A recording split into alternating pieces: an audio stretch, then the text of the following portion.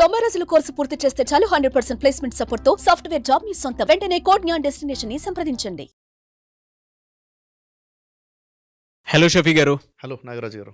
Narcissistic లక్షణాలు అసలు ఏ విధంగా ఉంటాయండి? అంటే చాలామందికి కొన్ని బిహేవియర్స్ అర్థం కావు. వీళ్ళు ఎందుకు ఇలా ఉన్నారు, అసలు మనం ఏది చెప్పినా కూడా వాళ్ళు చెప్పిందే మనం వినాల్సి వస్తుంది తప్ప మనం చెప్తే వినటానికి తీసుకోవడానికి కూడా రెడీగా లేరు.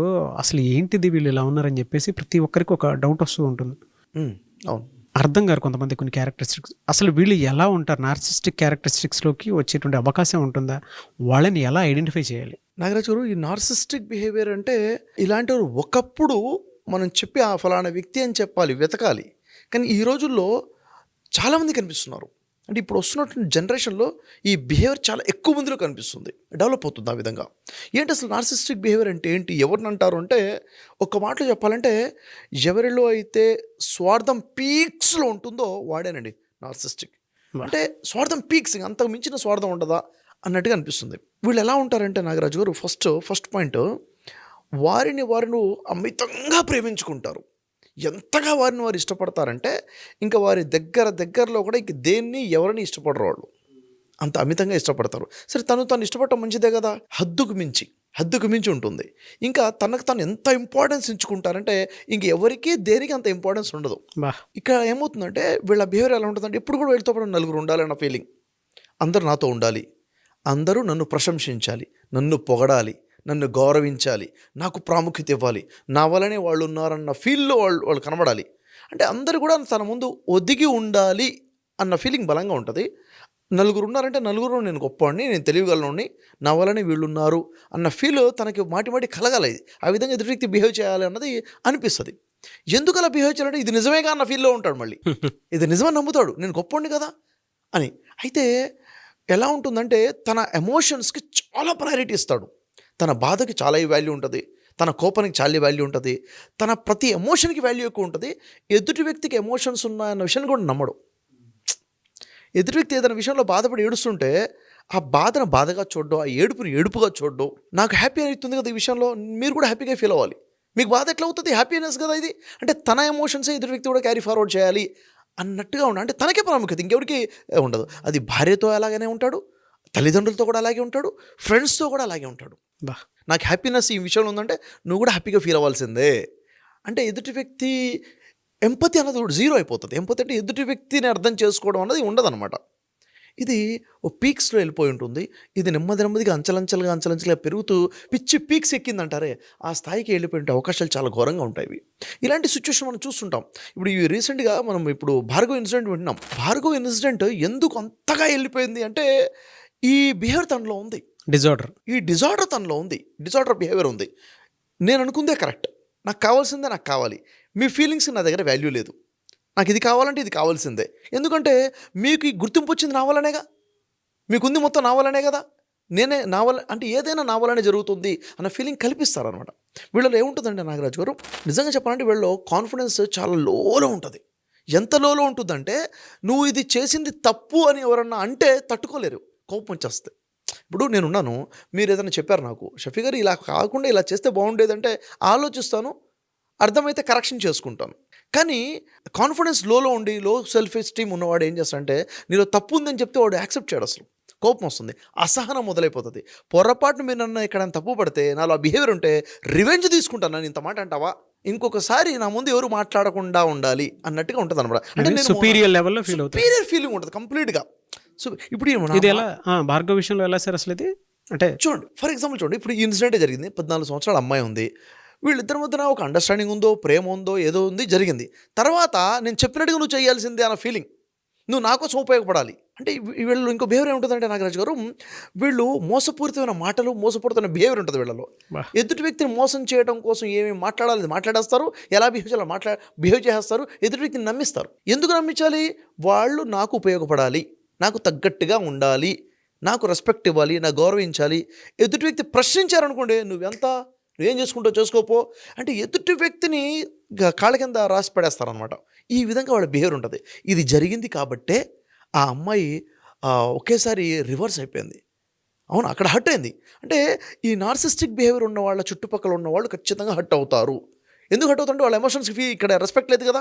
కాబట్టి అక్కడ హట్ అవ్వడం వల్ల ఫస్ట్ ఒక రిలేషన్ కొన్ని రోజులు మంచిగా ఉందేమో, ఎప్పుడైతే వీడి అసలు తత్వం, అసలు మోసపూరిత తత్వం బయటపడిపోయిందో తను హట్ అయిపోయింది. ఎప్పుడైతే ఈ విషయం బయటపడిపోయిందో వెంటనే రివర్స్ అయిపోయింది మ్యాటర్. ఈ విషయం నేను చెప్పడం కాదండి, తనతో పాటు క్లోజ్ జర్నీ చేసినట్టు వాళ్ళ ఫ్రెండ్స్ చెప్తున్నారు. ఏమన్నారు, మేము ఎందుకు దూరం అవ్వాల్సి వచ్చిందంటే వాడి బిహేవియర్ అలా ఉంది, ఏ విషయం చెప్పినా తీసుకునే స్థితిలో ఉండేవాడు కాదు, మమ్మల్ని తప్పు పట్టేవాడు, ప్రశ్నిస్తే దూరం చేసేసాడు, అంటే యాటిట్యూడ్ చాలా రూడ్గా తయారైపోయింది అని చెప్పి ఎవరు చెప్తున్నారు, తన క్లోజ్ ఫ్రెండ్సే చెప్తున్నారు. ఇంకా వీళ్ళ బిహేవియర్ ఏంటంటే ఎదుటి వ్యక్తిని భయపెడతారు, లేకపోతే ఎంత మోసపూరితంగా ఉంటుందంటే నువ్వు లేకపోతే నేను ఉండలేను, బతకలేని చెప్పేసి కోసేసుకుంటారు కూడా. నిజంగా కోసుకోవడం కూడా ఒక యాక్టింగే, ఒక బిహేవియరే ఎదుటి వ్యక్తిని లొంగ తీసుకోవడం కోసం. ఇదే ఈ భార్గవ విషయంలో జరిగేదని ఫ్రెండ్స్ చెప్పారు. ఇన్సానిటీ అన్న ఈ విధంగా ఉంటుంది. అంటే ఎదుటి వ్యక్తి ఏం అరే నా కోసం నువ్వు కోసేసుకుంటున్నావు అంటే సరెండర్ అయిపోతాం కదా అక్కడ. ఈ విధంగా బ్లాక్మెయిల్ చేయడం కూడా ఇలాంటి వాళ్ళ బిహేవియర్ అనమాట. సో ఇలాంటిది ఈరోజు చాలా ఎక్కువ మందిలో పెరిగిపోతుంది. అంటే నాకు కావాల్సింది, నీకు ఎంత బాధైనా నాకు అవసరం లేదని చెప్పేసి పేరెంట్స్తో బిహేవ్ చేసేవాళ్ళు ఉన్నారు, ఫ్రెండ్స్తో బిహేవ్ చేసేవారు ఉన్నారు, వైఫ్తో లేక హస్బెండ్తో బిహేవ్ చేసేవారు ఉన్నారు. కంప్లీట్గా నిజంగా చెప్పడం నిజంగా ఈ సాడిజం అని చెప్తాను. ఇది ఈ డిజార్డర్ అనేది ఒక సాడిజం. అయితే నాగరాజు గారు, ఇలాంటి వాళ్ళతో ఏదైనా ఒక విషయంలో నువ్వు నాకు మోసం చేశావు, నువ్వు ఇక్కడ తప్పు మాట్లాడావు అని ఎవరైనా వీళ్ళతో వాదిస్తే వీళ్ళ రియాక్షన్ ఎలా ఉంటుందంటే, అసలు తప్పు నీదే, అసలు మోసం నువ్వే చేశావు అని ఎంతగా మాట్లాడతాడంటే ఎదుటి వ్యక్తికే డౌట్ వచ్చేస్తుంది, నిజంగా నేనే తప్పు చేశానా అన్నట్లుగా మాట్లాడతారు వీళ్ళు. అంటే కంప్లీట్గా వీళ్ళు టెక్నికల్గా స్ట్రాంగ్గా ఉంటారు, స్కిల్ఫుల్గా స్ట్రాంగ్గా ఉంటారు, శాడిజానికి కావాల్సినటువంటి ఆ పిచ్చి పీక్స్లో ఉండి ఎదుటి వ్యక్తిని తప్పుగా ప్రూవ్ చేసే ప్రయత్నం చేస్తారు. అసలు ఈ బిహేవియర్ ఎందుకు వస్తుంది? ఫైనల్గా వీళ్ళకి కావాల్సింది ఏంటంటే నేను ఎదగాలి, నేను ఫేమ్ అవ్వాలి, నేను డెవలప్ అవ్వాలి, నా చుట్టూ ఉన్న వాళ్ళందరూ కూడా నా డెవలప్మెంట్కి ఉపయోగపడాలి. సరే నేను నీకు ఉపయోగపడాను కదా అని ఎవరు అంటే, లేదు నీకోసం నేను ఉపయోగపడ్డాను, నేనున్నాను కాబట్టి నువ్వు ఉన్నావు, నీకు వచ్చిన గుర్తింపు నా వల్లనే వచ్చింది అంటే ప్రతి వ్యక్తికి వచ్చిన గుర్తింపు తన వల్లనే అని అందరూ ఒప్పుకోవాలంటాడు. ఫైనల్గా తనకు కావాల్సిన ఇంటెన్షన్ అనేది నేను డెవలప్ అవ్వాలి అని తప్ప అందరినీ తొక్కేసుకుంటూ వెళ్ళిపోతాడు. అవసరమైతే ఎవరినైనా మధ్యంతరంగా వదిలేస్తాడు కూడా, ఎవరిని ఎలాగైనా వాడుకోవడానికి సిద్ధపడిపోతారు. ఇది వీళ్ళ బిహేవియర్ అనమాట. అంటే అందుకే చెప్పాను, స్వార్థం ఎలా ఉంటుందంటే పీక్స్లో ఉంటుంది. అంటే పక్కవాడికి అవసరమైతే సమాధి కట్టానా అక్కడ పునాది వేసుకోవాలి అన్న ఆలోచనలో ఈ భావన వెళ్ళదుంటుంది అనమాట. అదొక మానసిక వ్యాధి అది. నిజంగా చెప్పండి, చాలామందికి తను తప్పు చేస్తున్న విషయం తనకు అర్థం కాదు. మనకు అర్థం ఇప్పుడేముంది, ఇలాంటి క్యారెక్టర్ ఉంటాడు, చాలా పెద్ద తప్పుగా అనిపిస్తుంది, అది తప్పు అనే విషయం తనకు అర్థం కాదు. ఇది అసలు విషయం. అంటే ఆ మోడ్లో వచ్చేసి ఉంటాడు, ఆ ట్రాన్స్లో ఉంటాడు వాడు. ఇదే కరెక్ట్, నేనే గొప్ప, నాకే కావాలి, ఇంపార్టెన్స్ తన కోసం అంత సెల్ఫ్ ఉంటుందన్నమాట. ఈ స్థాయిలో ఉండడం పెద్ద డిజార్డర్ ఇది. ఈ డిజార్డర్ ఎందుకు వస్తుంది అసలు, ఏ రీజన్ వల్ల వస్తుంది, అసలు ఇలా ఎందుకు తయారవుతారు సార్ అంటే రీజన్స్ మల్టిపుల్గా ఉన్నాయి. ఒకేసారి పర్సనాలిటీ ఈ విధంగా తయారు కాదు.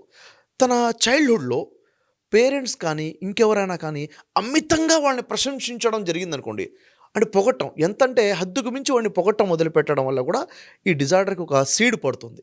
హద్దుకు మించి పొగడకూడదు. ఇంకోటి ఏంటంటే హద్దుకు మించి విమర్శిస్తూ ఉంటారు కొంతమంది, క్రిటిసైజ్ చేస్తుంటారే. ఈ క్రిటిసిజం ఓవర్గా జరిగినా కానీ ఈ బిహేవియర్ స్టార్ట్ అవుతుంది. అంటే ఏది కూడా అతి మంచిది కాదు, పొగడడం మంచిది కాదు, విమర్శించడం కూడా మంచిది కాదు. పేరెంటింగ్ విషయంలో జాగ్రత్తగా చూడాల్సింది ఏంటంటే, పిల్లల్ని మీరు ఎలా చూస్తున్నారు, ఏ విషయంలో అప్రిషియేట్ చేయాలో అప్రిషియేటే చేయండి, అతిగా పొగడబాకండి. విమర్శించడం తప్పును చెప్పండి, కానీ క్రిటిసిజం ఓవర్గా చేయబాకండి, ఎందుకంటే ఇలాంటి పర్సనాలిటీ డెవలప్ అయ్యే అవకాశం ఉంటుంది. ఇంకోటి ఏంటంటే నాగరాజు గారు, ఈ బిహేవియర్ ఎవరెవరు ఉంటుందని రెండు రకాలుగా చెప్పొచ్చు. ఒకటి ఏంటంటే, ఒక వ్యక్తికి ఓవర్ కాన్ఫిడెన్స్ ఉంటుంది, అర్ధాంతరంగా ఏదో పెద్ద హోదా అధికారం ఏదో వచ్చి ఉంటుంది, ఆ టైంలో ఇలాంటి బిహేవియర్ చూపిస్తుంటారు. అంటే నేను చాలా గొప్ప అన్న ఫీలింగ్ క్రియేట్ అయిపోతుంది, ఆ ట్రాన్స్లోకి వచ్చేస్తాడు. ఒకటి. రెండోది ఏంటంటే, చాలామంది లోపల కొన్ని లోపాలు ఉండి ఆ లోపాలు వాళ్ళు గ్రహిస్తారు, ఆ లోపాలు బయటపడకుండా ఉండడానికి ఈ విధంగా నటిస్తుంటారు. ఎదురు వ్యక్తిని టార్చర్ చేసేసి దానికి రివర్స్గా డిఫెన్స్లో బిహేవ్ చేస్తుంటారు అనమాట. ఈ రెండు రకాలు కూడా బిహేవియర్ ఉంటుంది. ఇలాంటి బిహేవియర్ ఒక వ్యక్తిలో ఉంది అంటే తన చుట్టూ ఉన్న వాళ్ళందరూ కూడా టార్చర్ ఏది, భార్యకైనా, తల్లిదండ్రులకైనా, తమ్ముడికైనా, అక్కకైనా, హస్బెండ్కైనా, ఎవరికైనా పెద్ద టార్చర్. ఇలాంటి వాళ్ళ రిలేషన్స్ లాంగ్ రిలేషన్స్ ఉండవు, బ్రేకప్స్ అయిపోతూ ఉంటాయి. ఇలాంటి రిలేషన్స్ లాంగ్ రిలేషన్స్ బ్రేకప్ అయిపోతూ ఉంటుంది. అందరి బుక్స్లో కూడా బ్యాడ్ బుక్స్లోనే వీళ్ళు ఉంటారు. అయితే ఫైనల్గా వీళ్ళ వల్ల చుట్టుపక్కల వాళ్ళకి నష్టం అంటే లిమిటెడ్లో చుట్టుపక్కల నష్టము, కానీ అంతిమంగా లైఫ్ టైంలో లాస్ అయ్యేది ఎవరంటే లూజర్స్ వీళ్ళే అని చెప్పాలి.